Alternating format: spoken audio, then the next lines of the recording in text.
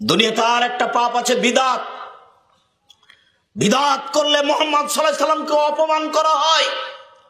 বিদআত করলে ইবাদত কবুল হয় না। বিদআত করলে রাসূল সাল্লাল্লাহু আলাইহি সাল্লামকে অপমান করা হয়।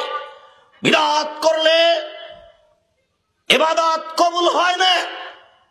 মুহাম্মদ সাল্লাল্লাহু আলাইহি সাল্লাম বলেছেন দুরুদ এইটা, আর আপনি বললেন দুরুদ এইটা, তাহলে রাসূলকে অপমান করা হলো না?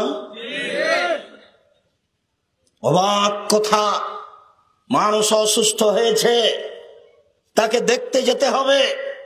আল্লাহর নবী বলছেন কে যদি সকালে দেখতে যাই তাহলে সন্ধ্যা পর্যন্ত ৭০,০০০ ফেরেশতা আল্লাহকে বলবে, আল্লাহ লোকটা ভালো কাজ করেছে, লোকটাকে ক্ষমা করে দাও। এত বড় কাজ, এত সুন্দর কাজ আল্লাহর নবীর পক্ষ থেকে আছে।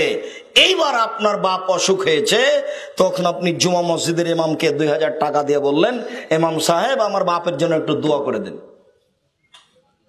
তো নবী বললেন এটা, আপনি করলেন এটা, তাহলে কোনটা হলো?